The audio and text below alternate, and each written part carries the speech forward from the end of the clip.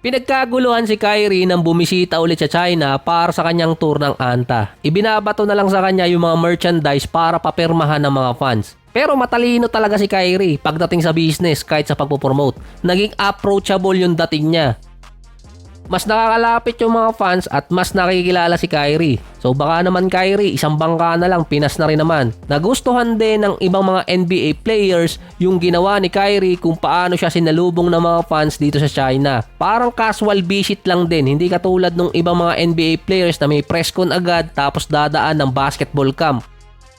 Prior kasi doon, wala naman talagang report about kay Kyrie sa visit niya na meron siyang tours ng Anta sa China. Last year nung bumisita siya, same date din pero naka-announce na yon. Ang sinabi pa niya nung April nung playoffs, ibang bansa talaga yung pupuntahan niya para mag-promote.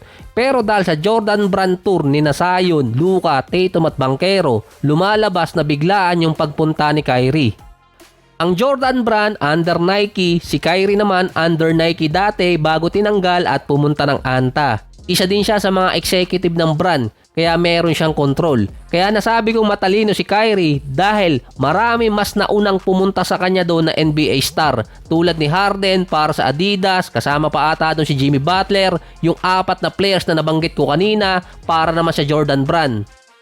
Siyempre, siya yung huli at siya yung tumatak sa mga fans ngayon. Business move din yun para kay Kyrie dahil wala naman susunod doon na NBA star dahil magsisimula na yung training camp at babalik na yung ibang mga players sa kanilang mga team. Bukod doon, nag-promote din si Kyrie ng bagong colorway ng sapatos niya, ang Duke Blue Devils para sa Kai version 1. Ito yung makikitang itsura ng bagong colorway ng sapatos ni Kyrie. Mas nagustuhan to ng mga fans kumpara dun sa naunang colorway. Based kasi sa mga comment, mas simple at mas malinis na design kumpara dun sa naunang dalawang colorway ni Kyrie. May nire-request din yung ibang mga fans na tanggalin talaga sa design ng Kai 1. White and blue version na siya rin ang may call kung anong design ang ilalabas niya para sa brand ng Anta para din sa kanyang shoe line. Mula naging part siya ng brand, tumaas din ang sales ng 9%. Ang bagong colorway na Kai 1 ay nasa price tag ng around $175 to $190. Hindi pa siya officially nilalabas talaga sa market. Merong pang isang nirelease si Kyrie na sapatos. Actually, hindi naman bago yun. Part pa rin yun ng Hela style. Parang kay Devin Booker na sapatos pero hindi pang laro, pang forma. Katulad lang din ng nasa line ng Nike. May bagong colorway lang na nilabas itong si Kyrie na may price tag na around 5,000 to 6,000 pesos. May nakita pa nga akong version doon na ang daming sintas ng sapatos. Yung ibang mga fans nagre-request na alisin yung strap sa Kai 1, ito naman na sobrahan ng sintas. Noong nakaraan July or August na operahan yung kamay ni Kyrie na nagkaroon ng injury. Based sa report, back to normal na ulit ang status ng health ni Kyrie. Expected makakapag-participate siya sa training camp pati na rin pre-season.